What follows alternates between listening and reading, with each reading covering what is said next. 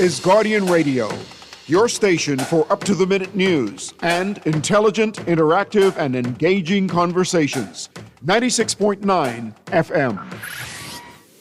The views and opinions of the hosts and guests are their own and do not necessarily reflect the views of the management and staff of Guardian Radio. You're listening to Talking Heads with Naughty and Mary Jane on Guardian Radio, 96.9 FM. Watch out. Me ball, them no like me, I mean I like them. Them are me enemy, me and them no friend. Them no like me, I mean I like them. Them are me enemy, me and them no friend. Me come again. Talking Heads with Naughty and MJ is brought to you by Burger King, Fine Threads, John's Department Store, KFC, Muffler World, Naughty Johnny's, Percy's Island Games, Prince Masters, and Tropical Gyros. When they give man them, cause I one thing me no say them no want no girlfriend, me come really good.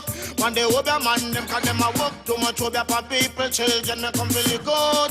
When they informer them, them a do too much infaming and a cause problem, me come really good. When they backbite at them, them a do too much backbiting and a cause problem, me ball. Them no like me and me no like them. Them a me enemy, me and them no friends. Them no like me and me no like them. Them a me enemy, me and them no friend. Go tell your friend. The people come for run things, I can go tell your friend. Now go run it 24/7, go tell your friend. You've got it locked and loaded to the Wednesday, July 8th edition of Talking Heads. Naughty and MJ and your company right up until 6 p.m. And it is Wednesday, it is Hump Day. We have a very special show lined up for you today. Got a very special guest. We'll be getting to him in short order. Obviously, our special guest today. MJ, what's good? MJ, I'll be popping in a second. I'm here. Bingo. And yeah, I mean, we got a special guest today, Long Island MP, F&M Long Island MP, Dr. Andre Rollins. Yep, good stuff.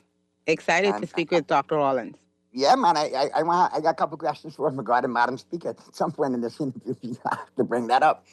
But I'm looking forward to a candid interview with Dr. Rollins. If there's any indication from his performance in the House of Assembly thus far, I think we should have a very candid, upfront, and informative interview with Dr. Rollins. I'm looking forward to it. And like I said, before we get to that, though, I think we need to do this, MJ. Everybody who's called and reached out to me and MJ personally and was shocked by hearing the news of Muff's passing, it's been a rough 24 hours, man. And you could only imagine. You all thought we had love for Muff. All kind of people had love for Muff. Muff was known far and wide. Yeah, a lot of people have reached out to, just express their shock that he's no longer with us. Family, I know that they're going through a really, really rough time right now. So I just wanted to, just send our condolences out to them again. And just, we got you guys in our thoughts and our prayers.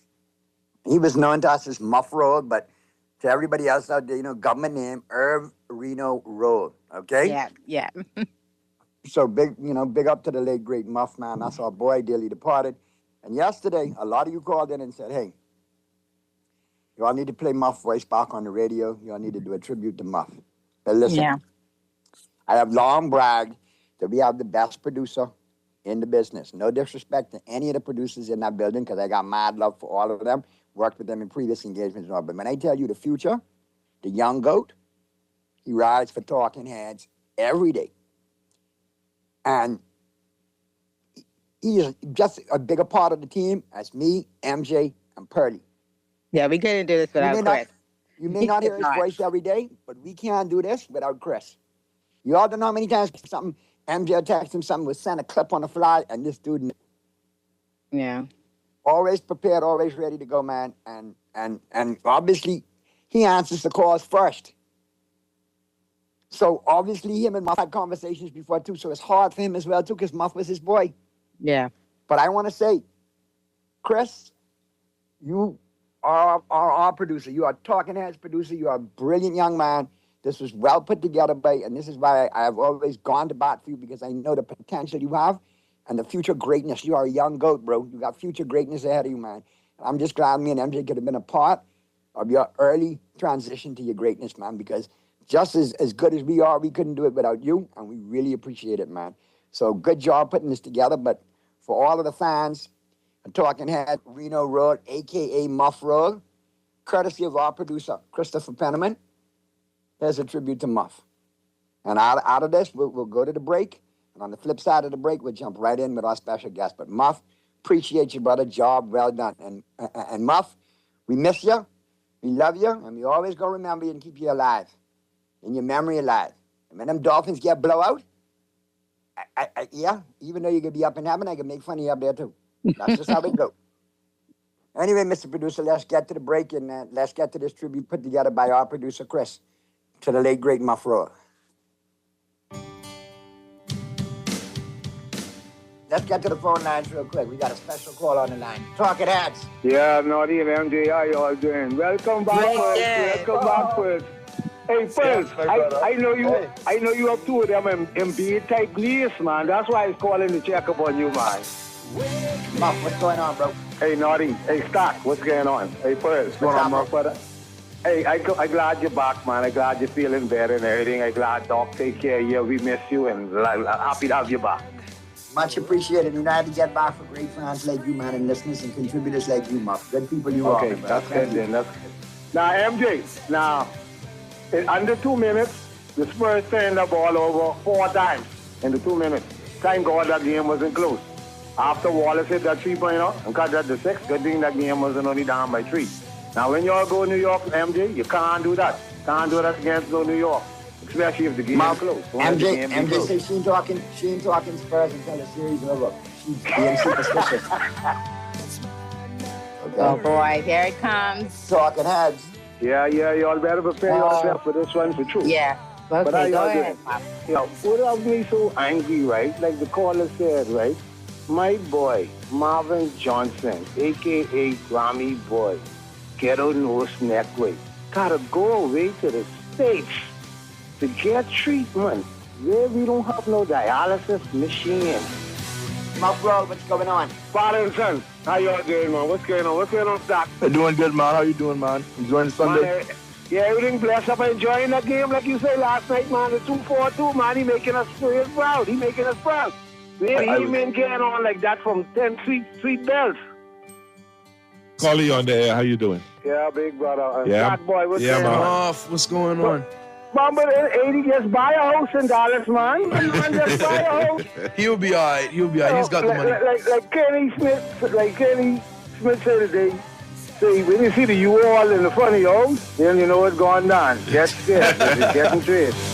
Like my father's come to pass, 20 years has gone so fast. Wake me up when September.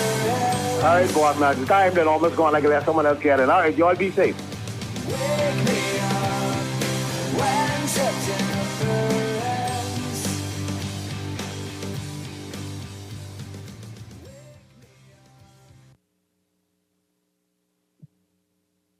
Muff, take your rest. We will miss you, Muff.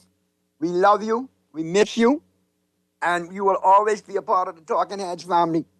And when you get settled in heaven and you see Kobe, tell Kobe how much I love him too. I love you and I gonna miss you, Muff.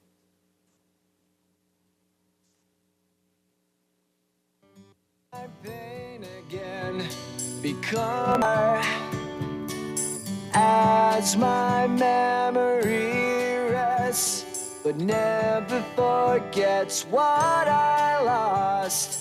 Wake me up when September ends. Naughty Johnny's restaurant can only be described as the experience you want to recreate again and again and again. Their motto is simple food done well. You're welcome into their home at Naughty Johnny's, where you can dine on crack conch fritters and international flair that's guaranteed to offer something for everyone. Enjoy a good meal and listen to a live band on their patio Friday and Saturday nights, or brunch on Saturday and Sunday, only at Naughty Johnny's restaurant in the Old Town Plaza, Old Fort. They're open 11 a.m. till 10 p.m. Monday through Thursday, 11 a.m. to 11 p.m. Friday, 10 a.m. to 11 p.m. on Saturday, and 10 a.m. to 10 p.m. on Sunday. Naughty Johnny's. shoes. Well, what the John Shoes and Accessories is your one-stop shop for all your footwear needs. You will find what you're looking for among the growing collection of classic and trendy styles with new arrivals every week. John's covers the whole family and has great prices, helpful and friendly customer service. Your experience shopping with us will be time well spent. Shop with us online at www.johnshoes.com. John's Small Home Appliances. So come on into John's, located on Rosetta Street in Palmdale and Carmichael Road West. John's, we put fashion at your feet. Hey kids, are you ready? It's back! The Jeff Rogers Summer Basketball Camp. July 27th to 31st at the Kendall Isaacs Gym, 2 to 5 p.m. daily, and August 3rd to 8th, 8 a.m. to 2 p.m. for boys and girls from 5 to 18. Come enjoy the thrills of the big game alongside NBA legends and current superstars Michael Sweetbells Thompson, Michael Jr., Klay Thompson, Buddy Hield, Muggsy Bogues, and many others. Registration forms available now at the Seventh-day Adventist offices on Tony Williams Darling Highway. The Jeff Rogers Summer Basketball Camp. We're gonna give you a check every week for a year. Percy's Pension Plan, Island Game, keep you winning. Percy's Pension Plan, dream big, we will help you live it. Percy's Pension Plan, Island Game, we got you. Percy's Pension Plan, from the friends you can trust. If winning is a must, go play the game you know, cause your best chance is with us. The most trustworthy name is Percy's Island Game. So put 20 on your account and ride this easy train at Percy's Island Game. Summer's here, and KFC's got summer buckets just for you. Every bucket starts with 8 legs and thigh pieces of your favorite chicken, plus 4 golden biscuits. Grab the value bucket for just $20 or go big with our mega bucket, packed with everything you need for summer fun on the beach, boat, or on the road. Need more? Add 4 Pepsis, Family Fries, or the new mango dessert biscuit for only $5. KFC's summer buckets have big flavor, big value, and finger-licking good chicken only at KFC Nassau. Missed the show? You can now listen to Guardian Radio talk shows anytime, anywhere on Spotify and YouTube by searching Guardian Radio 96.9 FM or by entering the name of your favorite show. You can also listen by logging on to GuardianTalkRadio.com and clicking on the podcast tab. Guardian Radio, continuing to provide you with fresh news and smart talk anywhere, anytime, all day. You're listening to Talking Heads with Naughty and Mary Jane. Only on Guardian Radio, 96.9 FM. It's time for the buzz. What are you buzzing on? Brought to you by John Shoes.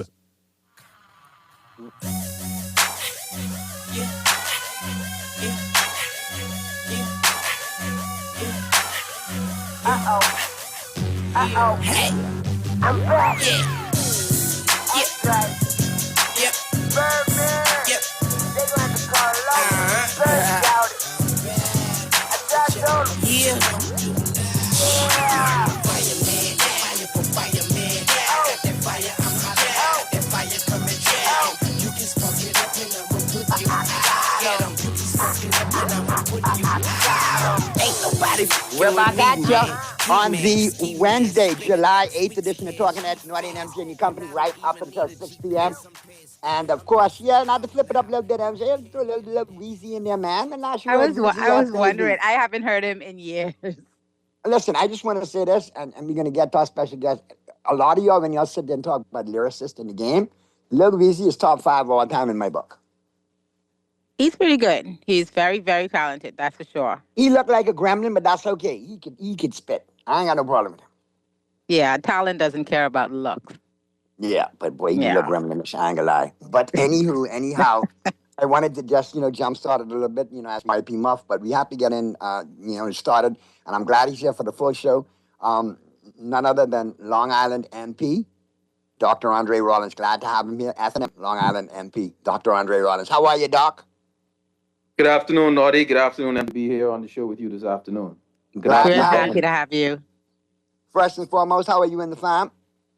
Well, everybody's fine. Thank you for asking. I'm grateful, blessed, and the reality is that there are a lot of people today, as I'm sure you've heard in Bimini, who are dealing with a lot of very bad news and grieving the loss of their homes and so businesses obviously real life is impacting people in some very serious ways. And so my thoughts and prayers and those of my family are with the people in Bimini who have suffered the loss they have today. Absolutely. If I'm not mistaken, Doc, isn't there some issues still with fire engines and fire trucks in Bimini? Well, that appears to be the case. As you probably noted with the video footage that came out of Bimini today, no sign of a fire engine being used to extinguish the fire. The reality is that there was a great deal of conversation and talk of anchor projects in Family Islands when former Prime Minister Christie served in that role. There is a project there called Resorts World Bimini. That project, one expects, necessitated the protection of the investment, at least with a requirement for a fire engine on that island. I'm eager to know from the Member of Parliament and from the government in general what the status is of the fire branch of the Royal Bahamas Police Force on Bimini, whether a fire engine is in fact on island. If there is not, why is that the case with the anchor project being present? If one is not in the ownership of the police, the fire branch rather of the Royal Bahamas Police Force, does the Genting Company, the owner, majority owner of Resorts World Bimini, do they in fact have one as part of their heads of agreement? We need to know the answers to those questions because, when these types of incidents happen, as you can anticipate, they cause tremendous adverse impact to the island. And I see now in the report, they're going to be looking for persons to come to the aid of these private citizens who, as you can imagine, everything that they own is now lost. And it kind of bothers me in this because I knew it was sticking out fire truck. Actually, the Florida municipal donations in early 2024 donated to Mr. Kingsley Smith, Member of Parliament for West Grand Bahama and Bimini. And they joined the delegation to Florida where they accepted 11 public safety emergency vehicles, including a fire rescue truck, police cars, and an ambulance donated by the city of Miramar, one specifically earmarked for Bimini. So the question is, did that fire truck make it to Bimini? And if not, why not? Because from what I saw today in the footage, no such emergency vehicle was available for use in extinguishing that fire. I saw locals and residents with a bucket brigade and hoses doing that thing. And this is this is not a rarity. Recently in 2021, you got other business owners posting today that they lost their business in 2021 and they will survive and they will be back because Bimini is strong. And I get all of that. But if we had one just 5 years ago, that was a horrible situation. Now, 5 years later, that's not progress. No, sir. And progression. That's not progression. I am doing my best not to level charges against the Member of Parliament and the government because I don't want to speak out of turn. I don't want to be inaccurate in what I convey to the public. But from what I can see, there is no evidence. You can't tell me that a fire encompassing 5 private dwelling places was allowed to burn down and no available fire truck was dispatched to put that fire out. That can't be the case. So I think I did, Dr. Rollins, I think I did read somewhere that assets from resorts were used today, but like you said, we need a fulsome report to find out exactly what happened, and then we also need to find out about our assets as taxpayers, as Bahamians, Absolutely. And hopefully we'll get some video footage showing the fire truck used in the extinguishing of the fire. And if that's the case, and even if it belongs to Resorts World Bimini, then that's great.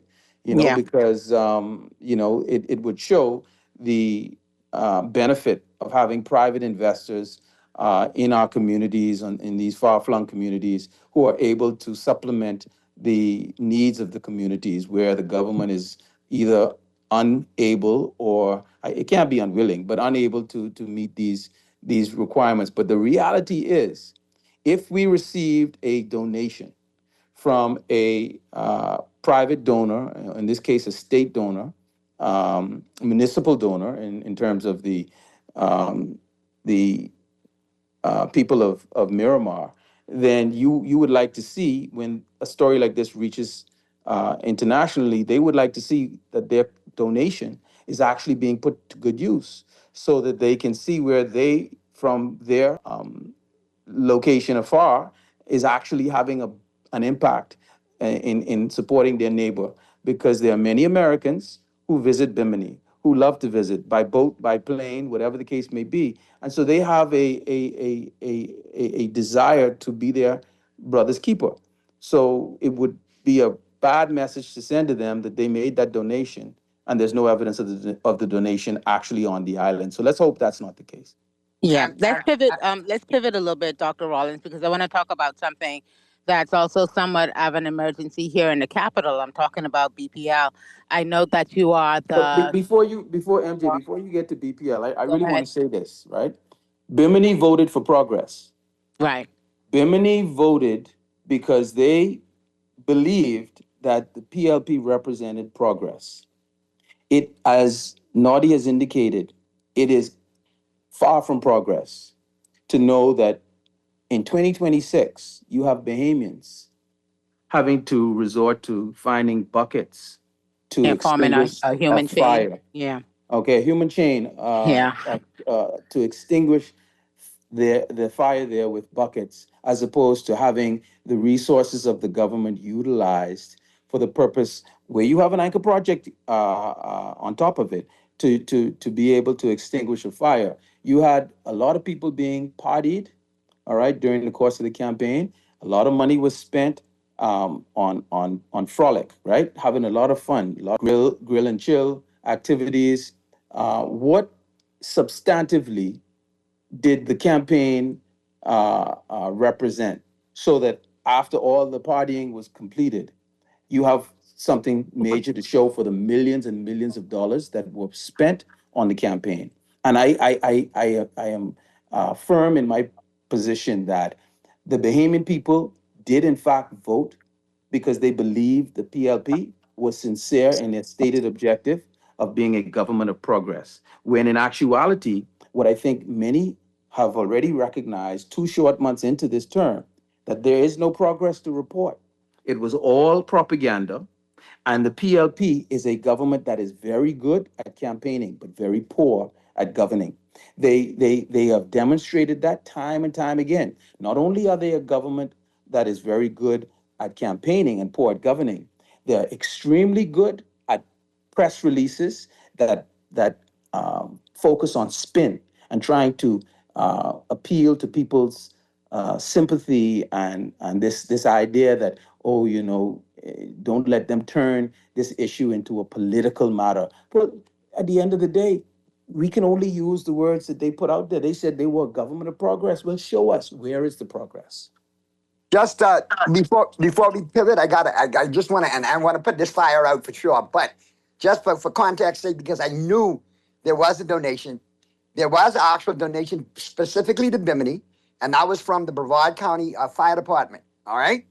Brevard County firefighters donate fire truck, and it was because they knew of the history of Bimini, because the retired fire chief, Joe DeBay, from Kissimmee Heights, him and his wife retired to Bimini. So when they saw fires in 2013, 2017 with the hurricanes, they were the ones that initiated getting a fire truck donated to Bimini. It has been donated, the pictures are there, but where is it? Yeah, And that's the question. This on the heels of, remember in 2013, a fire in the police garage torched the town's only pickup truck that they used to use to fight fires. Let's hope the truck let's hope the truck is not sitting on Bimini collecting dust, because there are the parts needed to make it operable don't exist or haven't been purchased.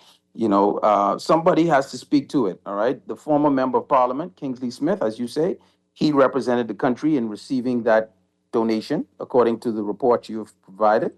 And not only Randy Roll, the current member of parliament, but the former member of parliament, Kingsley Smith, need to be accountable. What was done with the donation, and if in fact it was received, is it on Bimini? If it is, where is it and why wasn't it used in the event that it was not used today? If it's not on Bimini, why is it not on Bimini and where is it? Now, that brings other questions as well, too, because when you look at our family islands and the infrastructure, a lot of our family islands are lacking department because lacking. And they do things for themselves because they're not getting the support. You got Freeport that's lacking. You got Exuma that has issues. And you got projects going up that could be detrimental to the environment, as well as, issues with the power and the light and the water every day. In Luther, same situation. And of course, I've heard you speak to it. Long Island has some issues that need to be resolved, correct? Absolutely. As a matter And of fact, have they been approached or touched or breached or brokered or anything, or are they just still remaining as a problem? So we have a Long Islander by the name of Mr. Lou Carroll. He is very much involved in the landfill on Grand Bahama. As you know, many Long Islanders migrated to Grand Bahama and have done a lot in the growth and development of Grand Bahama. Mr. Lou Carroll is one of them. And Mr. Carroll has communicated with me on prior occasions to discuss this very matter, the fact that Long Island is desperately in need of support for the eventuality of fires on the island. And so he has volunteered to provide equipment, material that would be used in the event of fires on Long Island. Mr. Duncan Love, who is a Long Islander, and he lives Hold on on one Long second, Island. though. Shout out to Duncan Love. That's my boy from back in the day, man, from knee high to a grasshopper. Shout out to Duncan, man. The reality is, Mr. Lou Carroll, to me on this matter, I will do all that I can to support Mr. Love and others who are supporting him or working along with him in, like they have done in Abaco, building a volunteer fire service. But for the time being, we have some water tanks. And again, I believe in giving people credit. This is something that originated under former Member of Parliament Adrian Gibson, who tried to provide some of these resources, okay? But there need to be some other things procured or purchased that are going to be used to be able to support the operation of this equipment. And so in my capacity as the current Member of Parliament, I need to build on top of what Mr. Gibson did to ensure that we can have the full operability of the equipment to work with Mr. Love in fighting fires on Long Island. So there's great need. Government can't do everything. We acknowledge that.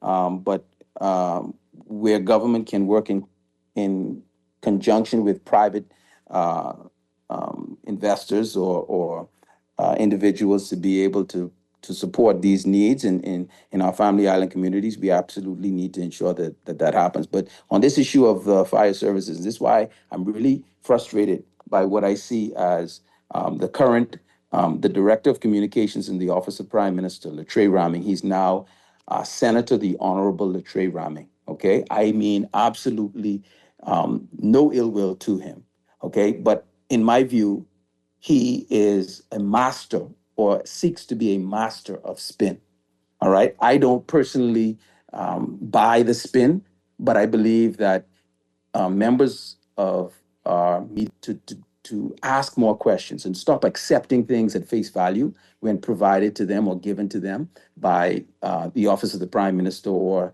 ministries in the government. Why do I say that? Latreille Raming, in response to the last major fire in Family Island, in the last the Davis administration, okay, they said it was a new day. People like Member of Parliament for Exuma, Chester Cooper, promised that there were going to be fire engines purchased. All right. What ended up happening is for Exuma, he said that the fire trucks, plural, that he promised were never produced. They didn't end up arriving on island. So you have a very well-known family on Exuma, the Smith brothers, and they privately purchased a used fire truck. And that was the fire truck that ultimately was used for a future fire at the fish fry on Exuma. Okay. Latrey Ramming, in response to the media, said, we have already purchased fire trucks and they are on their way. He said this. You can check your media archive. Yeah, no, we do have that information. He did say that, you know, that the fire trucks were purchased, ordered from Germany, and that was over a year ago. I think it was some 34 fire trucks, which, you know, it sounds like, I mean, it would be sufficient if you spread it out properly, but yeah, we do need answers as to whether or Well, not that MJ, I am happened. so glad you've done your research, and I encourage all members of the media to do their research because he put that out there to quell the criticism that happened at the time. Everybody was like, "Okay, don't worry about it. They got it under control. They ordered these fire trucks." I don't recall him saying 34, but you said he said 34. But Well, he definitely. that was reported out from one of the major media houses.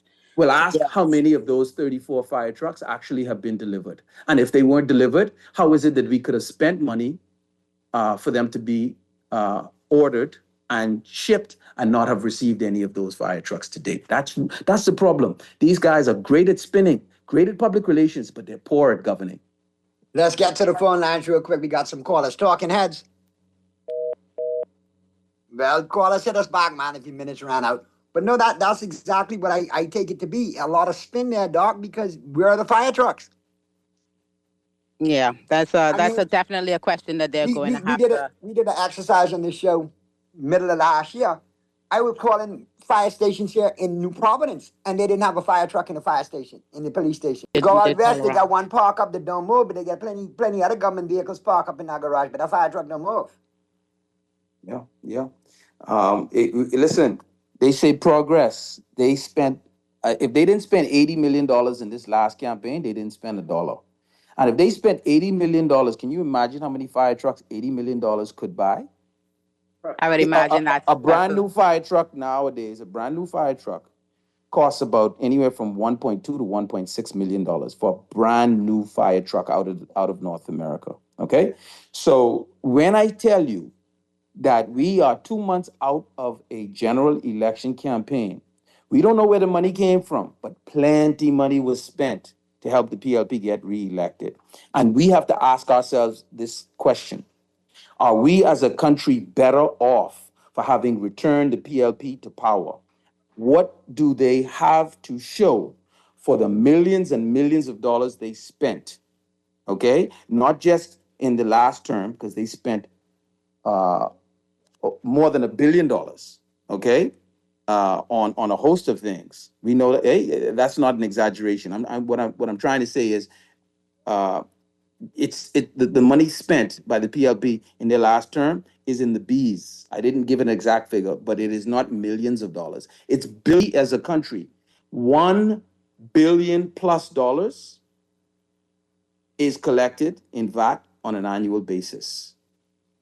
That's money that never existed. And we have to ask ourselves the question, what is this government doing with those funds? We can't show fire trucks being purchased, even though they say they were purchased. Okay? There are many things. Look at the hospital. The hospital is in a state of chaos. I agree, but before we move to the hospital, I want to move to BPL for a moment because this is one second, Andrew. Before we get to BPL, let's just get this caller in. Talking heads. How you doing, buddy? Hey, good afternoon. Good afternoon, and good afternoon to the good doctor. Good afternoon, sir. You know, as an older gentleman, if there's one thing that annoys me to no end, is this of ourselves when we travel the world. And,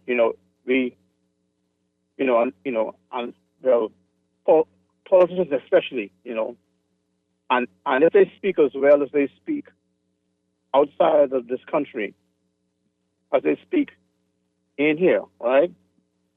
They present they give the persons they are listening to outside certain expectations. And when those persons come here and they get experience for themselves, I believe that is where the true embarrassment comes in being a citizen of this country. Now, I think that this Mr. Raming is a big glitch in terms of he always has something to say, but his utterings fall short in terms of what this government has done previously and what it's doing now. Now, the only thing I have, I guess, in terms of the F&M, they only tend to run the country better.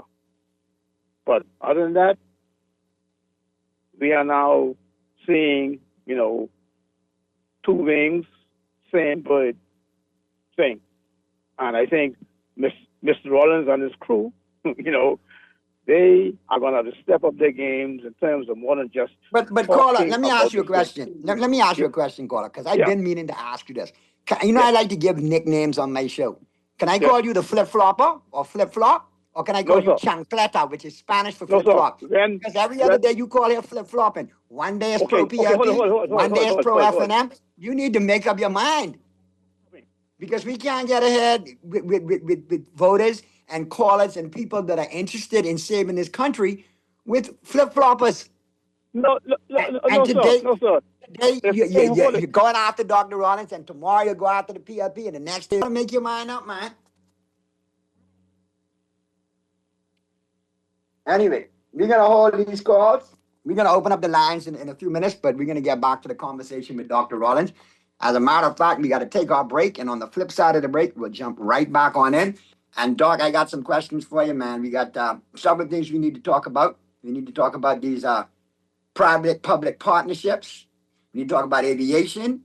We need to talk about the Gardner case. We got plenty to talk about, so I appreciate you being here, and we'll pick up that and more on the flip side of the break as the Wednesday, July 8th edition of Talking Heads continues right after this. She need a candle lit, and I'm a wax that. I rekindled the flame, she remembered the name. His Weezy baby, January, December the same. Mama, give me that brain, mama, give me that good. Cause I'm the fireman, you hear the fire truck.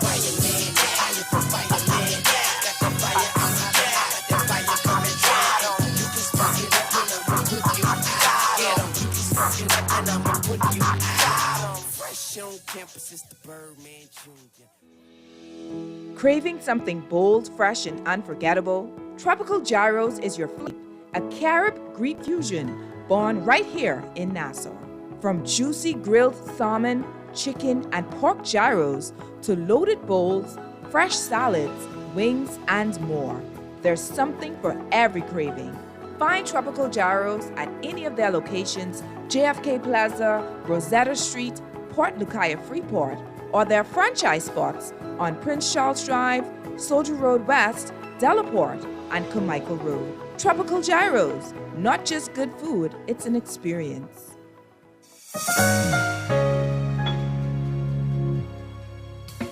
Struggling to find your financial rhythm? Make that move to Fidelity and let us help you orchestrate your financial goals into perfect harmony with free financial coaching sessions. Make that move today. Call 356-7764. Fidelity, we're good for you. For fast, reliable, and impactful printing services, look no further to bring your masterpiece to life. We stand by our quality products that is second to none. Our affordable pricing and friendly, efficient staff makes Printmasters the ultimate choice for all your printing needs. We can deliver any type of printing services, from banners to booklets to business cards. You name it, we can print it. Let Printmasters bring your masterpiece to life. Located in the Nassau Guardian Building, telephone 302-2361. No budget for a vacation this summer? No worries. We got you. Guardian Radio 96.9 will fly you and a guest to South Florida for a vacation of a lifetime. Our sweet summer escape gets you round-trip tickets on Bahamas Air. $1,000 spending cash, thanks to Percy's Island Games. Brand new luggage from Brass and Leather. 4 days and 3 nights. Then Express Plantation. Free car rental from Hertz, too. All you need is your passport. We got you covered. Enter now for the Guardian Radio 96.9 Sweet Summer Escape. Fill out the form in today's Nassau Guardian and follow us on all social media platforms. Remember, You must be 18 or older to sign August 12th, drawing August 14th. Taxes not included and certain restrictions apply. Buffalo Ranch, Buffalo Ranch. Get messy with it. Dive in hot with the new KFC Dunk Buffalo Ranch. Hey, Dunk Buffalo Ranch. A crispy ranch chicken sandwich with buffalo sauce on the side. Buffalo on the side. Buffalo on the side. For just $8.95, get messy with it and dunk it how you want it. KFC, it's finger licking good. Everybody dunk. Everybody ranch. You're listening to Talking Heads with Naughty and Mary Jane. Only on Guardian Radio, 96.9 FM.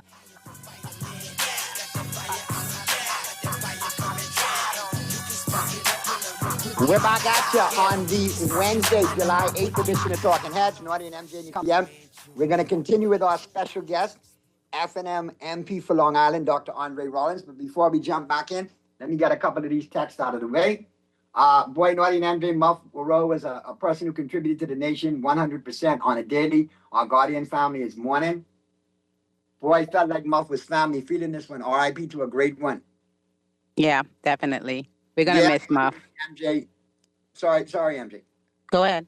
Naughty and MJ, my condolences to my neighbor Muff Roll again. I have a problem that we all need to address. The Guardian radio transmitters got, yes, that fully addressing that. Let me just make an announcement right here now too. As of Friday, all through the weekend, we're going to have heavy maintenance to rectify that situation. So we will be crystal clear as of Monday, but over the weekend, it will be all replays. So you'll hear, some of your favorite episodes of your favorite shows on Friday and on the weekend. But as of Monday, that will be rectified, okay? One thing about Guardian, they don't play that. They will get the problem solved. They will get it fixed. So props to management, props to corporate and legal for getting it done and getting it handled before they hit me saying I didn't give them their props. This is the perfect time to pivot once again to BPL, right? That has caused so many problems for so many. So I wanna bring our guest back in, Dr. Andre Rollins. It's so great to have you with us. I know that you're the Shadow Minister for Energy and Utilities. BPL is a vexing problem for many Bahamians, from the lack of reliability, from the lack of affordability, so many things happening. And then we had this past weekend happening. Just give us your thoughts on BPL right now. What is going on? Well, I think BPL is a disaster right now. There's no other way for you to describe it. And again, going back to the point I made about this government being all about spin and public relations, they have indicated that they have put BPL on the path toward reform and modernization. And there's absolutely no evidence to support that claim. They have indicated that the country is better off because of the leadership, as I guess they refer to it, provided by JoBeth Colby Davis, so much so that she retained that portfolio after the election.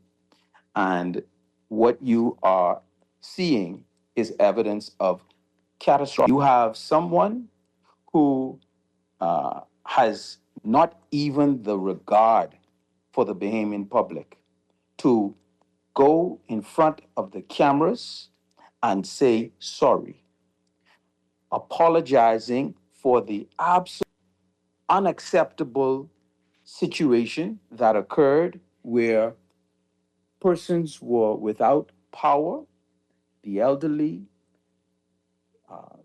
the hospital, babies, the hospital, street lights that were not operating, our airport, which is a major impression that people first receive about this country when they arrive, the last impression they have when they leave, hotels that people come to stay at where, they are told they are staying in a luxury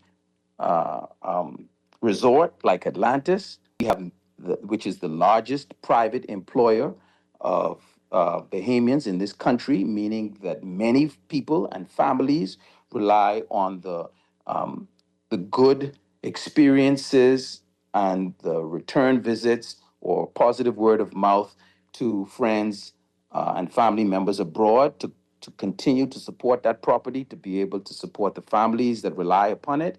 And here it is, we have the failings of our energy provider, publicly owned energy provider, being absolutely incapable of supporting the electrical grid of this country after being told that they have been making progress at BPL. It's absolute lies and spin. And what we need to do is have a government that is going to be upfront with us, truthful. What is most embarrassing, we have a Long Islander that heads BPL who no one will deny.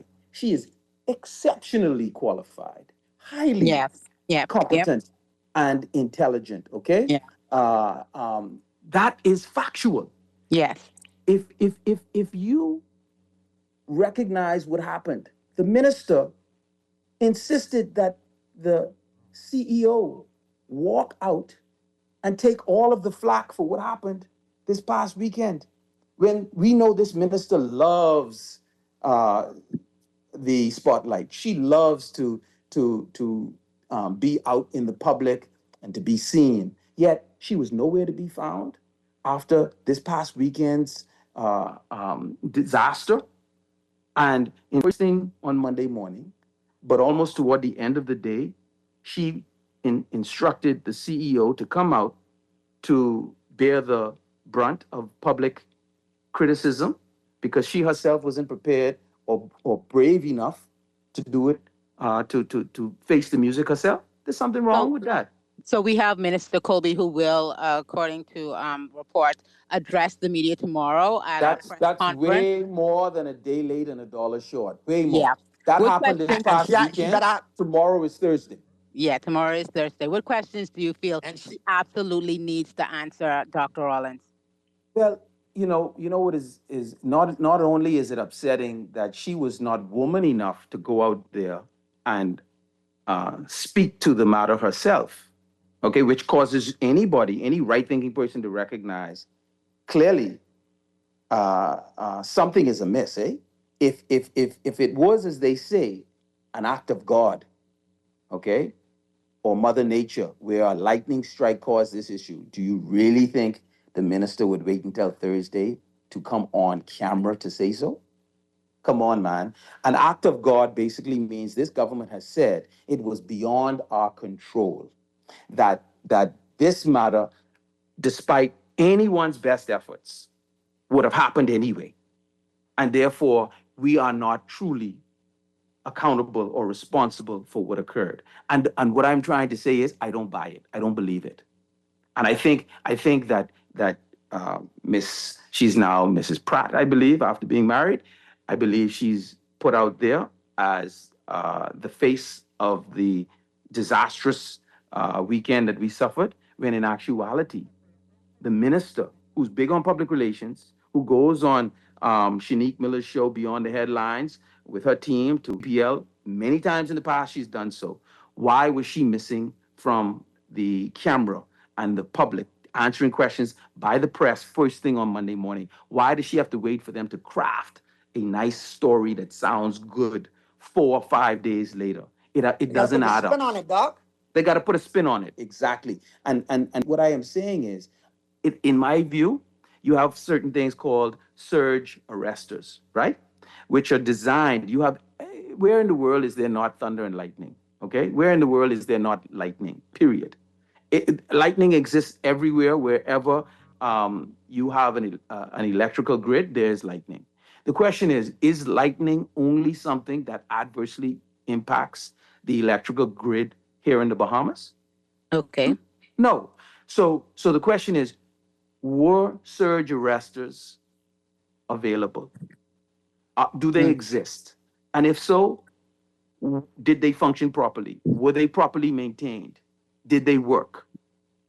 If the answers to those questions are in the negative, the question is, why don't they exist? Or if they existed, why weren't they properly maintained, right? But don't tell me that an extraordinary lightning strike caused what we experienced. In reality, we are told privately that there are more than 30 plus faults, electrical faults in the system. Oh, wow. Wow. Okay? That they're not coming clean and telling us the full story. That we have a system that is so aged, okay? Despite Latrell Raming saying that they have earmarked $1 billion to upgrade the electrical plant in this country. What evidence do we have of $1 billion being spent? None that I can tell. And please, the media should ask tomorrow, what evidence do they have to support this $1 billion claim? And where is the money gone? All right? But if we have all of these electrical faults due to problems in the grid itself, what was done to address that?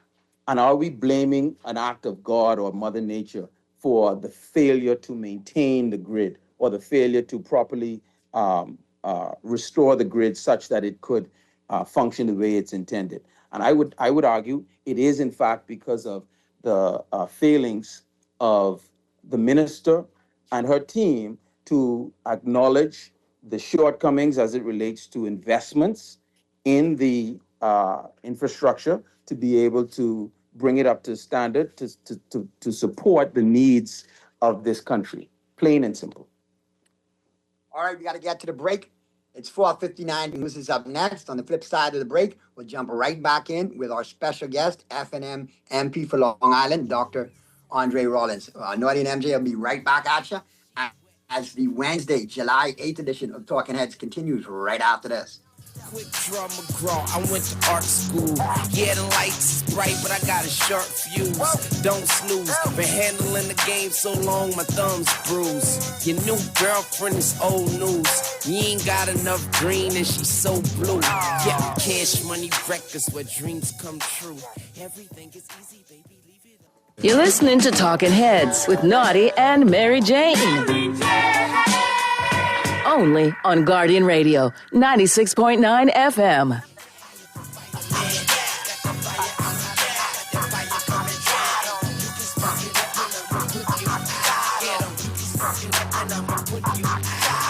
Fresh on campus, it's the Birdman Jr. Talking Heads with Naughty and MJ is brought to you by Burger King, Fine Threads, John's Department Store, KFC World, Naughty Johnny's, Percy's Island Games, Prince Masters, and Tropical Gyros. Been in that water since a youngin', you just shark food. Quick draw McGraw, I went to art school. Yeah, the lights is bright, but I got a sharp fuse. Don't been handling the game so long, my thumb's bruised. Your new girlfriend is old news. You ain't got enough green and she's so blue. Yeah, Cash Money Records where dreams come true. Everything is easy, baby. Leave it up to Weezy, baby. Put it in a pot, let it steam. We're back at ya on the Wednesday, July 8th edition of Talking Heads. Naughty and MJ and your company right up until 6 p.m. We will get right back to our special guest, FNM MP for Long Island, Dr. Andre Rollins. But real quick, you have an update for us, correct, MJ? Yeah, because we are following the fire in Bimini, and the Guardian has reported on this. They say that police reported that the fire started around when officers arrived. The two-story concrete and wood structure was already in flames. And with the help of volunteers, the fire was eventually brought under control, but the building sustained extensive damage. They say that residents formed a bucket brigade, passing water from the beach to the complex in an effort to fight the blaze. We did say earlier in the show that Senator Raming, who's also the Director of Communications, did say that, you know, the country could expect more fire engines. I think I said 34. Well, it was actually 15 to 20. And we do have a clip of Mr. Raming talking about these fire engines that we could expect in the country. This was in May of 2025. He noted that it was the, fire season, and he said that we could expect these trucks, and also that the Commissioner of Police was spearheading this effort. Let's listen to what Mr. Raming had to say in May of 2025. One of the first things the incoming Commissioner of Police did was traveled recently to begin the process of procuring some 15 to 20 fire engines. These were going to have these multi-structured fires. As you can see, in some instances, you need the relevant resources and equipment. So most importantly, the government, the Bahamas, will be in a position to have fire trucks that will meet a more advantageous need at this point. So we're happy that's happening. The Commissioner of Police is leading that effort. Once that is done, she will make a determination on how those assets are deployed over the Bahamas, including the Family Islands and Nassau. Certainly, I know that she had already begun the process of identifying. She have concluded. I think she has, as far as concluding on a vendor. Once that is done, it's only a matter of agreeing to the lease, or they'll begin the procurement process. We are in the middle of fire season, but we know for sure by the time we get to the next fire season that we'll be in a stronger position. And so we are now in a new fire season. It is over a year later. Dr. Rollins, I don't know if we're in any better position than we were. The 15 to 20 trucks that we were promised, I haven't heard reporting that we actually received those. So I think those questions definitely need to be directed to the Director of Communications to find out exactly where we're at as a country. MJ, I am so glad that you do your research and that you were able to play the words of the Director of Communications, who was seen to be so exemplary by this government in his performance as Director of Communications in the last Davis administration, that he was rewarded with a Senate appointment and is now Senator the Honorable Latreille Raming. So if we take the Honorable Senator at his word, 15 to 20, and notice he roped in the Commissioner of Police into his story. I did hear that. Okay. I did hear that. So the press needs to now verify with the Commissioner of Police whether she was in fact in the midst of ordering and did order these 15 to 20 fire engines. And if not, why not? And if she was not involved in this process, you see, this is what happens, when at first you, how does that saying go? When we practice to deceive. We know the expression. You get my saying, right? We know the expression. What a tangled web we weave when at first we practice to deceive, right? That's the expression. So what a tangled web we weave when at first we practice to deceive. And when the microphone goes before the Commissioner of Police, the question is, can she corroborate or verify the story told by Mr. Raming? And if not, Mr. Raming needs to say why he felt comfortable enough to report to the press that these fire engines were on order. Because a year later, not one is visible.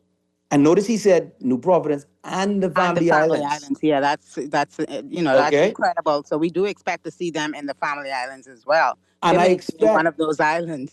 I expect members of the press corps will do like you've done, do their research and ask the pertinent questions. Stop taking these press releases that these guys, produce. They just spinning something to make themselves seem more competent and effective in their job. If you ask more probing questions, you will find that there is really nothing substantive behind their words.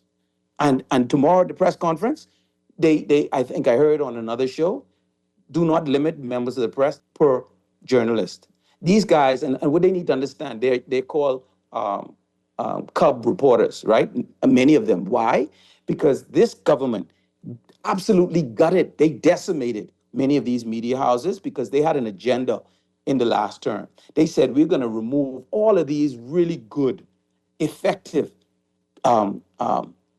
hard-hitting journalists on the staffs of these various media houses. We're going to get rid of them, give them, really nice jobs in the public sector, get them out of the way. And then they bring on, and no disrespect to the journalists we have now, but many of them, in order to fill the void, are now very young journalists. They call cub reporters, and they have to now cut their teeth in the job of journalism. And how do they do that if they're being suppressed by the government in being told that they can only ask one question per reporter. No, they need to ask multiple questions, hard-hitting questions. Do not be afraid to ask questions, okay? And when the FNM is next government, I can assure you, part of the policy, if I have any involvement in helping to draft manifesto for the FNM, we need to have a well thought out plan for how we are going to strengthen journalism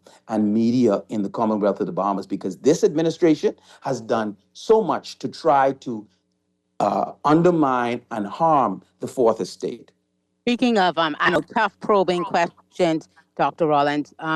The place that we do expect those questions to be asked is in Parliament, right? I hear the speaker, I hear her talking about, the people's business and it's serious and all of that.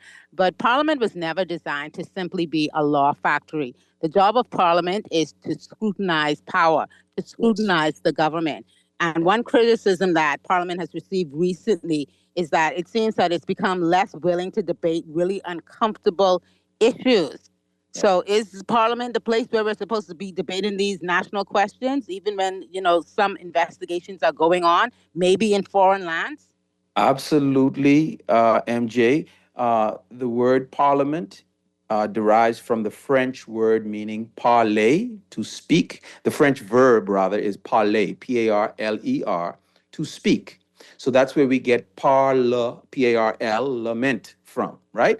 So the fundamental role of a parliament is to promote debate or speech across the political aisle, to be able to produce or promote good governance.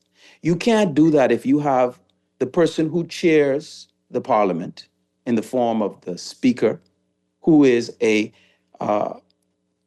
she's co-equal in terms of the power that she has. We have three branches of government. I just mentioned the Fourth Estate. It's called the Fourth Estate because when that term was derived, it was understood that the media have a vital role to play in a democracy and in strengthening a democracy. Okay, so we have three branches. The media, by use of that term, Fourth Estate, is meant to suggest that they are on par with the other three branches of government. With the three branches, you have the legislative. Well, let's start off. You have the executive, which is our cabinet. Right. You have the legislative, which is the parliament, and then you have the judiciary. And the heads of those three branches are co-equal heads. So the prime minister is the head of government of this country. Okay, the speaker of the lower house and the president of the upper house in the Senate, though they are the heads of our legislative branch, and then you have the Chief Justice, who is again on par with those other heads, right? And unfortunately, right now we have the speaker who has allowed the perception to be created that she is being dictated to by the members on the governing side. It's a very sad reality, but I think persons have seen enough to believe that it is based on fact in their minds. And furthermore, we have a speaker right now who seems to be allowing our parliament to be dumbed down. And I say that without any remorse whatsoever, that our parliament is being actively dumbed down to stifle the opposition and keep our public, the electorate, the Bahamian people in the dark, keep them ignorant to what's really going on in their name. Because at the end of the day, the government works in the name and on behalf, or should I say, in behalf of the Bahamian people. Well, not only on behalf, but in behalf of the Bahamian people. Our job as members of the opposition is to hold the government to account. When things like this happen, all right, or anything happens that is obviously in most cases is going to be of a controversial nature. Right. Well, if you don't expect the opposition to wade in these controversial waters to get to the bottom of what is being done in the name of the Bahamian people, why have a parliament? That's like you saying, you know, you don't believe your children should be educated, therefore we should have no schools. I mean, that is the question. Why do we have a parliament at this point? You also have a situation where the cabinet, the executive, dominates parliament numerically. I mean, are you guys even able to properly scrutinize the government when so many parliamentarians are part of the biggest cabinet we've ever? I want you to understand, yes, the biggest, and you have to emphasize that this is the biggest cabinet in the history of this country. We're about to celebrate independence. Clearly, what this says is that we have so bastardized, I mean, totally messed up the parliamentary system that we have nothing to celebrate in regard to the evolution of our parliament. We have devolved, okay? We've gone backward. If you look at it, everyone in the parliament on the governing side is a member of the cabinet in some form, with the exception of two people. Those two members, the member for Nassau Village and the member for West Grand Bahama and Bimini. You could argue it's down to one. Sorry, the member of West Grand Bahama, no longer Bimini. Yeah, you could argue it's down to one because the member for Nassau Village also he's the chairman of the Beaches and Parks, right? That's from an executive function as well. So you are correct. And so if he does anything, see, when I said what I said, what I'm saying is he's neither a minister of government, right? Okay, nor parliamentary whether substantive secretary, or right. minister of state, nor is he a parliamentary secretary. Those two, right? And it makes one ask the question that why is he? To MJ's point, though, Naughty, Yeah. this is important for me to say because MJ has raised a very important point. Beaches and Parks is a very that ministry needs that department rather that authority needs to be looked at extremely closely because, as you know now, they are spending annually in excess of $40 million there, and I got a point I want to make on that in a little while, but because there's so much money involved in that authority, if it is a public authority, if the current chairman serves at the pleasure of the prime minister, not at the pleasure of the people. So if he says anything which is deemed to be offensive to this government, if he's critical of the government, he will have to do the honorable thing and submit his resignation. Either they will ask for it or he will have to submit it. And what it means is his salary or what he receives in remuneration in pay is going to drop down to the $28,000 that all members of parliament receive. What Brave Davis has done, he's made sure that all of his members are paid practically at the level of a cabinet minister. Why? Because they have acknowledged that they want to stifle dissent. They want to make these members happy by paying them more money, feeling that none of them will step out of line and risk losing their inflated salaries, okay? The second thing I want to say, and I say this without fear of contradiction, all right? We have done a disservice to this country. We're about to celebrate independence again. We have done a grave disservice to this country by neutering, okay? You know when you neuter a dog? A dog, right? Yeah. All right. They have neutered the office of the Auditor General. They have totally defunded the office of the Auditor General. All right, taken away its financial resources, and it does not have proper staffing. So the constitutional role of the Auditor General is basically lost. The checks and balances that the Auditor General is supposed to provide to ensure the accountability of government has intentionally been eliminated. All right, and I can tell you the reason we need that microscope that the Auditor General is supposed to provide is because you have these Beaches and Parks contracts. They are, the former member for Southern Shore has said what happened in the last term when he fell out of favor with the PLP. They stripped him of all of the contracts that he was holding on to as a member of the PLP bench. They took them away. And in his words, check the file, he said that those contracts were all then sent over to PLP headquarters for the PLP to dole out to whomever they wish Yeah, to. we recall. You recall, said right? that. Yes. So we here's do. the point that I want to make on that. And I ask this rhetorical question.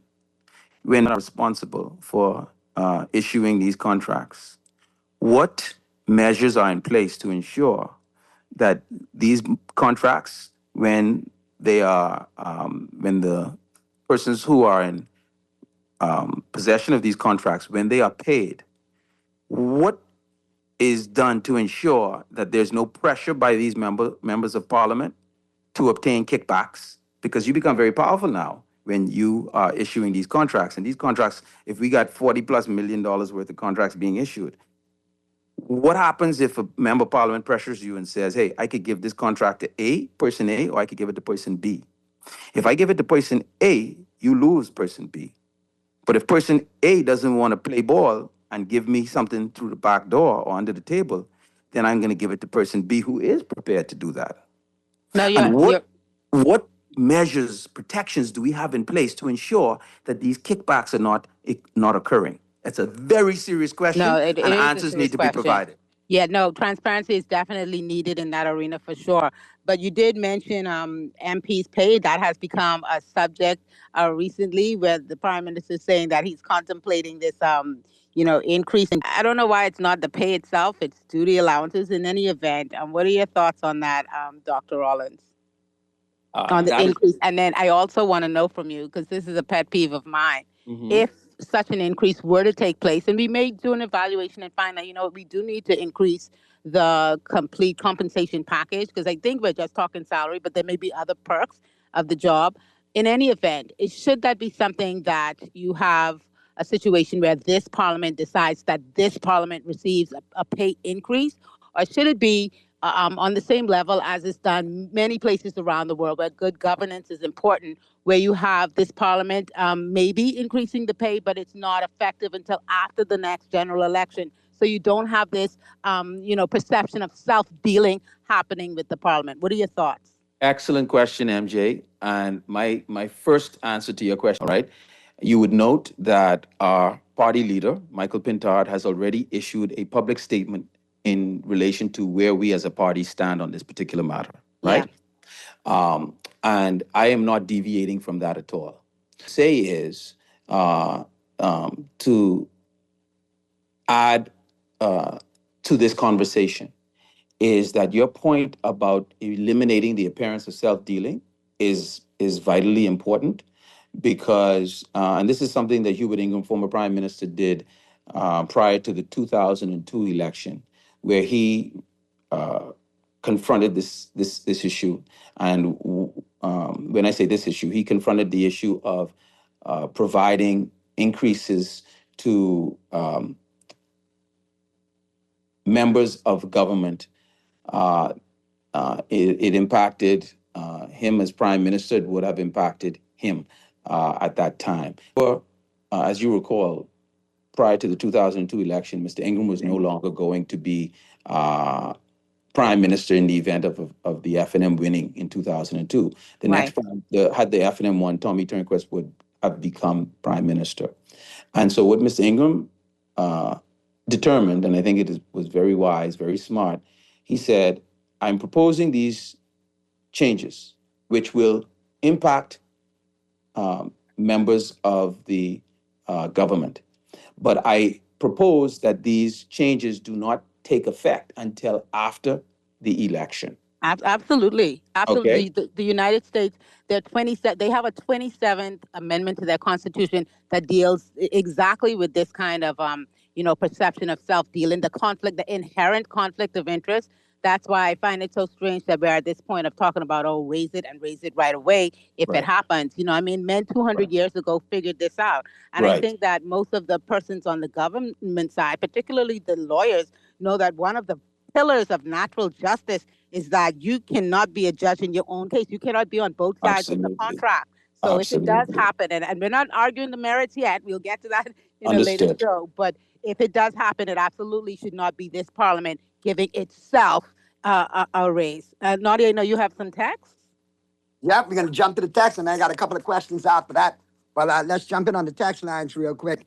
And boy, our texts are in rare form today. First and foremost, here we go. Let's jump on in. Good afternoon, MJ and Naughty. What is wrong with y'all and Dr. Rollins? Can't y'all appreciate that these 23 new fire trucks from Germany are amphibious, all in capitals? Therefore, it takes time for them to swim all the way from Germany to get here. We didn't know. We didn't know. Oh, forgive me for laughing. You can't laugh. The government continues to give the citizens, and too many swallow it whole. Good afternoon, Naughty and MJ. I agree with Dr. Rollins. They need to be honest. Yes, tell BPL board only the PLP operatives or the progressive crew would accept these late responses. The average citizen is not expecting lies, not in 2026. We've heard that before. Get the light working in this country now. Dr. Rollins, when did they earmark $1 billion? From what I recall, the contract was awarded to Focal on their ability to get financing on this open market. None of this story makes sense. I do not trust these election voucher beaches and park overruns. People with $1 billion for non-specified spending. Has the PM decided to explain what he did with the last $500 million loan yet? What's up with the $700 million special purpose vehicle with no board? Good afternoon, Naughty, MJ, and Dr. Rollins. We all know for years that our grid is not maintained, and it's intentionally not because that it does. It's intentional, not because it keeps inconsistent power. It works harder and burns more fuel, and we know why they want to burn more fuel and who benefits from the fuel provider. Hi, Naughty. This PLP government can't blame the former administration. They were the former administration. And the last couple, Dr. Rollins is just a man for the people. He is good representation. There's only one reason to appoint everybody to cabinet, to shut them up. I'm listening to the show right now. The question is, what measures need to be taken to ensure scrutiny in giving out contracts? It's simple. I work with a company and all contracts are submitted, sealed, and opened in front of several members. The bids are signed, and the lowest bid with a company that are scrutinized is given the contract. We need the Freedom of Information Act and more transparency. And we do. We definitely do. I mean, I'd like to hear your take on some of those texts, Dr. Rollins, and then I have a question for you. No, absolutely. We desperately need Freedom of Information Act, where the government can operate in, I'll use a term from the FNM and under Hubert Ingram, government in the sunshine. That's what we need. It will only make us better. It will increase the trust of the Bahamian people in their elected representatives. I think right now we're suffering from a major trust deficit. People do not believe politicians are sincere in their stated objectives of trying to improve the country. They believe politicians get into politics to help themselves and enrich themselves. And so they look at all of us with a jaundiced eye. Like people say now, they look at us side eye. Because as far as they're concerned, okay, you come in, I know I can't see you too well. I got to see what coming around the side, because it can't be that you're being entirely open and honest in your utterances. And I think for us to eliminate that skepticism, that the pessimism that exists, is for us to totally open the functioning of government, with the exception of anything that is considered to be a national security matter, that it would not be in the country's best interest to have those matters be addressed publicly. Outside of that, the way your government functions, that is a matter, or should be a matter, of public information. And and this is important. I really believe, Naughty and MJ, we talking about independence in a few days. The PLP is supposed to be the party for the masses. They pride themselves on this description. Former Deputy Prime Minister Arthur Dion Hanna would always talk about wiping every tear from every eye. Okay, the party that cares about the Bahamian people. But hold on for a minute. When I grew very, very concerned about the lack of transparency and government basically stonewalling members of the press and the public who had many questions, legitimate questions about what's going on in this country, I want you to step back and go to that the armored car incident at Odyssey Aviation, when there was a heist of $1 million plus. Okay? And after that happened, if you remember, many people's lives were put in jeopardy on Prince Charles Drive when there was a spray of semi-automatic fire on Prince Charles Drive, totally traumatizing the people who were around. And at the a time. young Bahamian male and a young Bahamian female were killed in that incident, correct? Were killed in that incident. All right? There were subsequent murders that took place, all right, where basically everyone who was thought to be involved or had some connection or knowledge about that. And sadly, Doc, we followed it like a bad soap opera because of the voice notes that were all circulated. Absolutely. But we're going to tread carefully on this only because it's the matter is sub judice, okay? Yeah. It's before the courts. Yeah. I got a question for you, No, Doc. but allow me to say this. You know, Finish. when I grew very concerned was when people were being killed, and the first thing you would hear when members of the press arrived on scene to inquire about the killings, there was a line that was constantly used, and it said the person was known to the police. Right. And what I believe we have to bear in mind, what is very concerning about that is, do you understand psychologically what happens when you hear somebody say they were known to the police? Yep, we understand. Psychologically, it tells you, okay, well, no need to further inquire on this particular subject because this person wasn't a good person. And any right that the person has of being innocent until proven guilty is totally eliminated.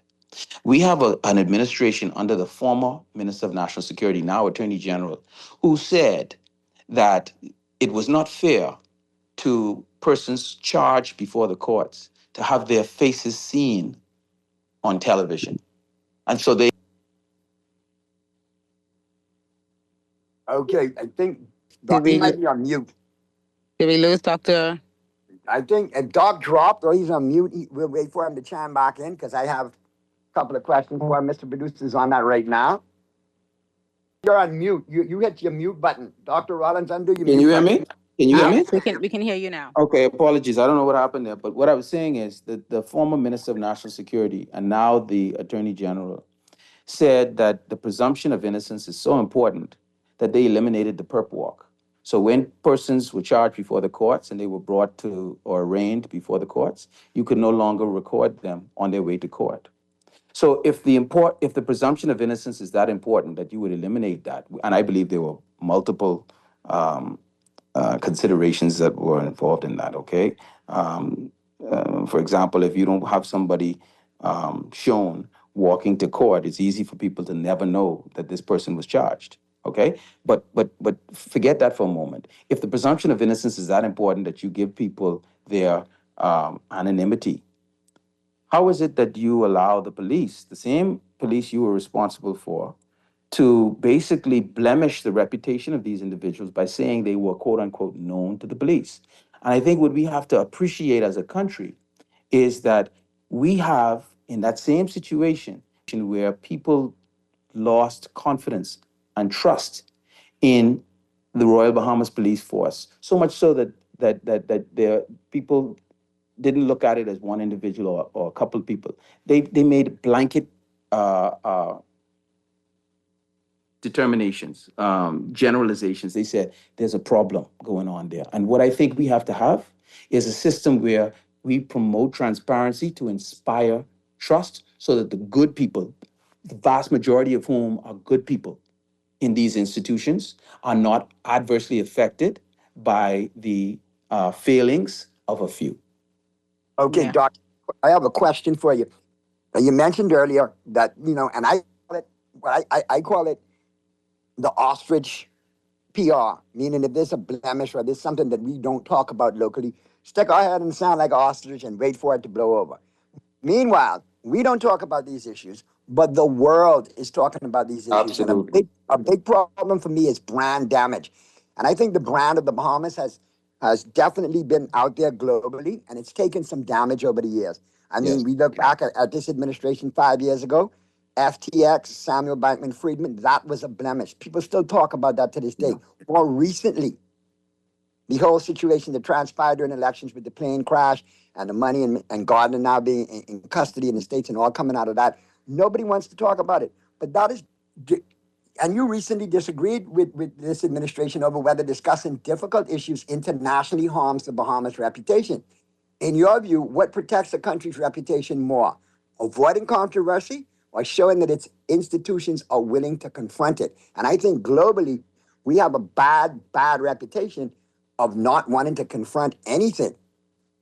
Well, the same minister who said that the country's reputation is harmed by addressing the matter publicly and trying to get to the bottom of it. The same minister who accuses or makes that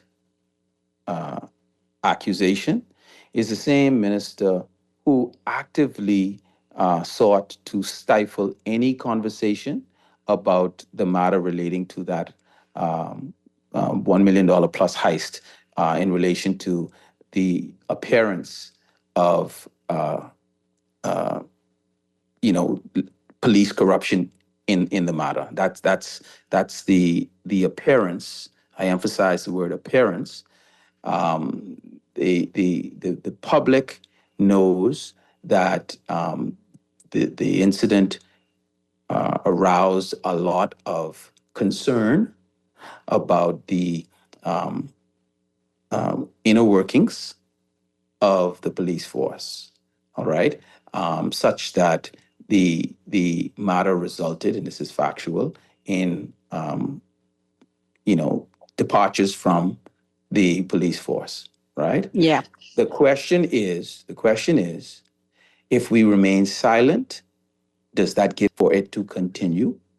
Or if there is, does that compel the powers that be to go and do something about it, to address it, to ensure that where there are issues, they are addressed, to ensure that something that may be happening under the surface or behind the curtain is removed to prevent the erosion of public trust and rot setting into what is a vital institution or any vital institution of this country. And I think when you talk about public harm, we do far more harm when we remain quiet and we suppress public debate on whether in Parliament or outside of Parliament, because the only people who are helped by the silence are the people who are, in fact, doing things that bring embarrassment and harm to this country. And my second question, the question here, Doc, looking ahead 5 years, what do you think our Bahamian foreign policy should be focused on moving forward? Financial services, climate, security, migration, China, the United States? Where should our be focused on? Well, I think it would be a mistake for us to try to recreate the wheel. I think we have a really, really good thing going with tourism. And I think tourism, as you know, it is the biggest industry throughout the world, right? Tourism.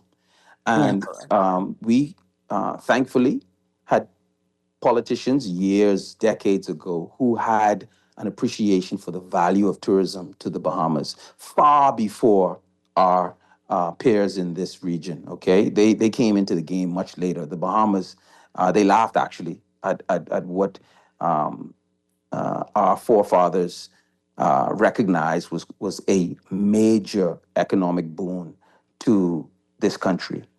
So much so that after they realized the wisdom of that effort, they came to the Bahamas seeking advice and know-how to determine how to replicate that in their own countries.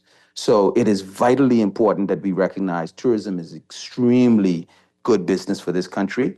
But what has happened, I believe, is we have gotten very complacent. We have gotten um, we are to the point now where we believe tourism is always going to be lucrative, and that's not necessarily true. I think we're finding that, well, right now we are fortunate. Not, I don't want to take pleasure in our good fortune at the expense of our neighbors, but what's transpiring in Cuba right Yeah. now is Yeah. actually helping our tourist economy tremendously. Okay, and I don't wish harm on Cuba. The people of Cuba, some of whom live in this country, are beautiful people. People from Haiti, beautiful people. The reality is that as lawmakers, as politicians, our focus, our reason for being is to make the lives of the Bahamian people better. So while we love our neighbors, we are looking at things from the perspective of how do we make things better for our own people. And I think when you look at what's going on with people who ordinarily from Canada visit Cuba in large numbers, well, those numbers have declined substantially in Cuba to almost being non-existent because tourists can't go there, and that's not that's not the kind of. And Florida as well, Doc, because a lot of the Canadians that typically visited Florida, because they have some issues, particularly with this Yes, administration early on. yes, You know, they had that yes, thing about Canada becoming the 51st state. They didn't yes, take too kindly to that. So many of them now come here. You're absolutely yes, right that this may be yes. a temporary influx And that we see here. yes, and the point that I want to make about tourism, not only have we grown complacent, I think we have to recognize, listen, man, the same way in business, there's this line, the customer is always right. We have to be far more, you know, aware of the importance of delivering high quality service to our guests, because at the end of the day, this is not a cheap destination. I'm not saying that there aren't destinations far more expensive, but we're not trying to compete for low spending tourists. We want people Right. who come here and spend a lot of money. A lot of money. When you spend a lot of money, you expect to get a very high level of service in return. And when you do that, you're actually putting more money in your pocket, because I am prepared to give a really good tip for really good service. But if I get really bad service, or if I feel like I'm being ripped off, right? I not only am I going to look at the person who did that to me in a negative way, but I'm going to look at the destination in a negative way. And I think therefore we have to spend a lot more time and effort retraining and resensitizing our people to the importance of giving exceptional service. The other thing I'd say, we have, for example, a lot of people who, when they provide their feedback on our destination, you know, one of the biggest criticisms, and we talked about we talked about JoBeth Colby earlier in this conversation. She used to be Minister of Transport.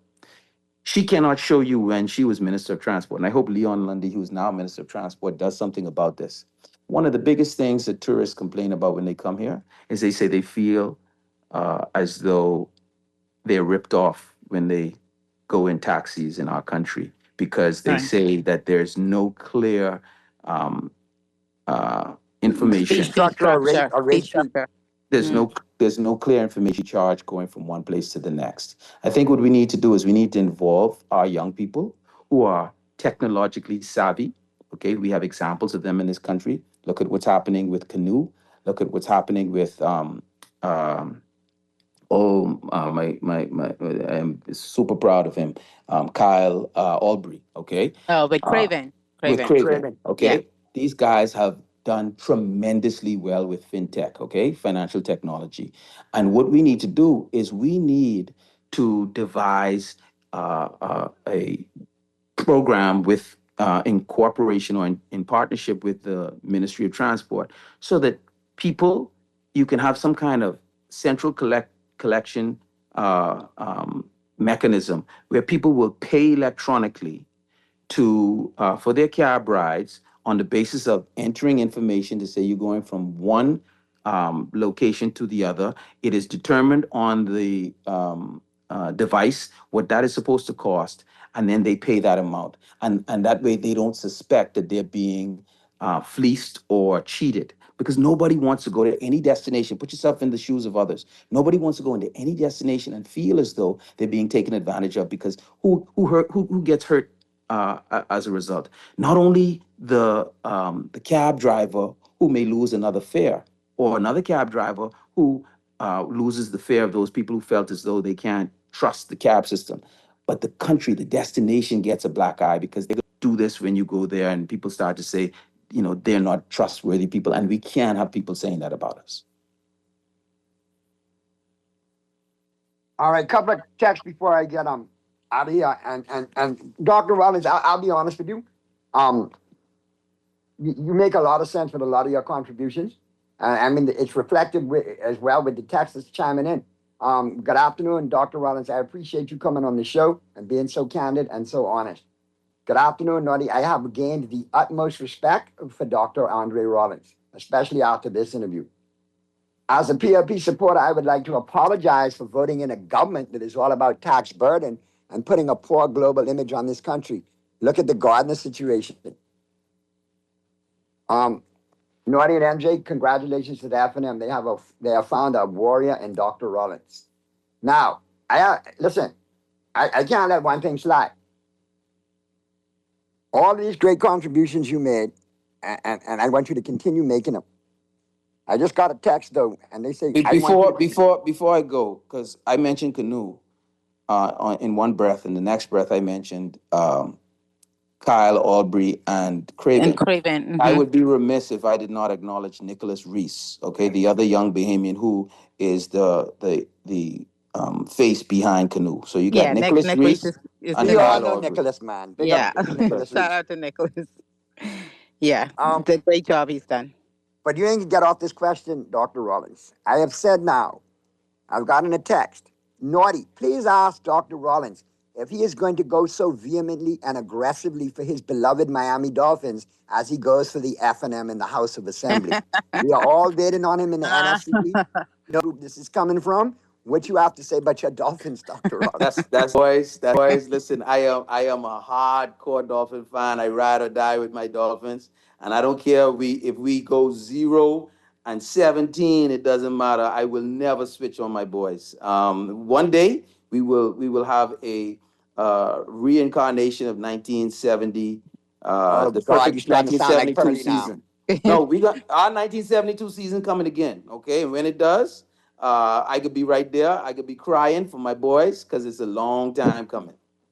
Here's my final question for you, Dr. Rollins. I heard you say recently in the House that, you were once an idealist and now you're a pragmatist. And I found that very intriguing.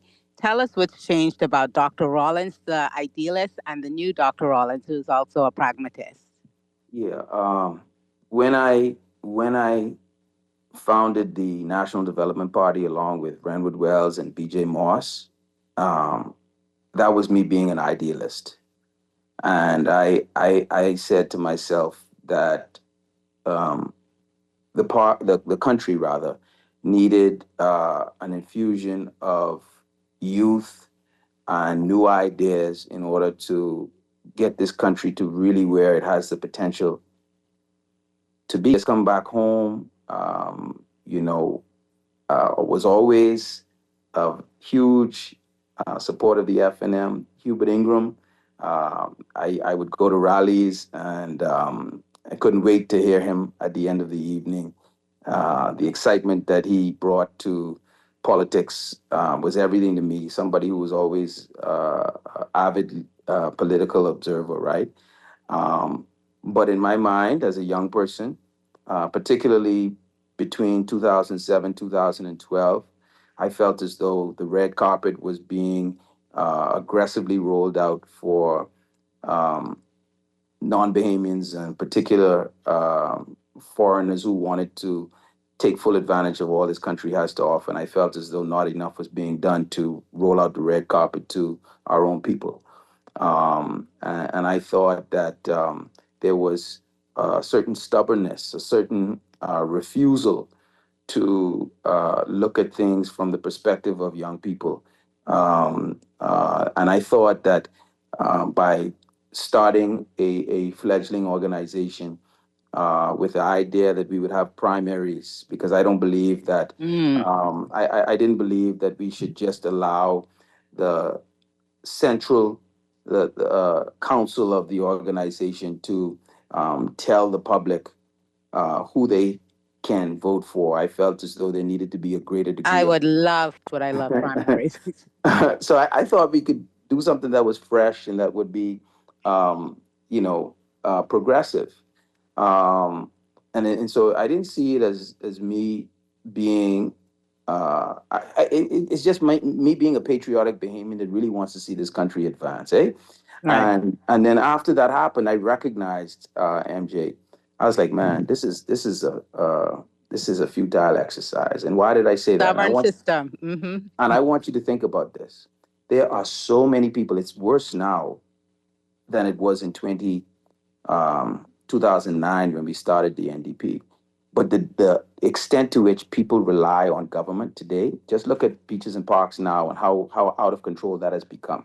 Right. And the pressure that people put on the chairman of beaches and parks to try to obtain a contract. There's so many people who rely on the government or look to the government for help. There's a natural tendency to dismiss or disregard people who are not likely able to help, or because we have such a system of victimization in our politics. If you are seen as entertaining a particular political party, another political party, you are hurt for your choice of political party. People say, oh, no, he or she is not with us. You can't help them. And so if you are a third party, if you notice, the COI never had any rallies in the last general election campaign, Right. Because they recognized a couple of things. People put a lot of onus on crowd size, and they know people who are publicly showing support, those people are going, and they're going to be denied opportunities by a victimizing government. We don't like to think that the government would victimize, but we know otherwise. Look at what's happening right now. We got people who supported the Free National Movement in South Andros who have lost their jobs since the PLP has come to power again, returned to power, for no reason other than who they were perceived to support in this last election. And so when you have persons who feel as though their political choice is going to undermine their economic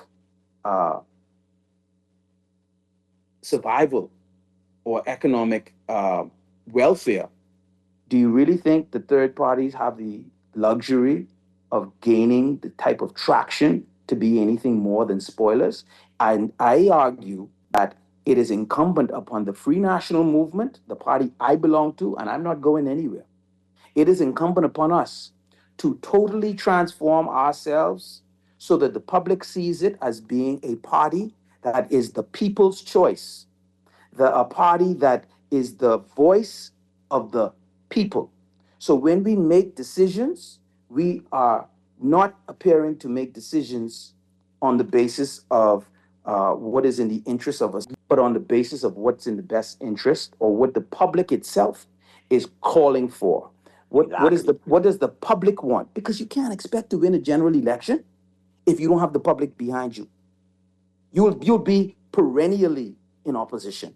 You've got to give the public what the public wants. When you fail to do that, you fail to be a political organization. You become a possession or a clique belonging to an elite grouping that is disconnected from the people they claim to want to serve and represent.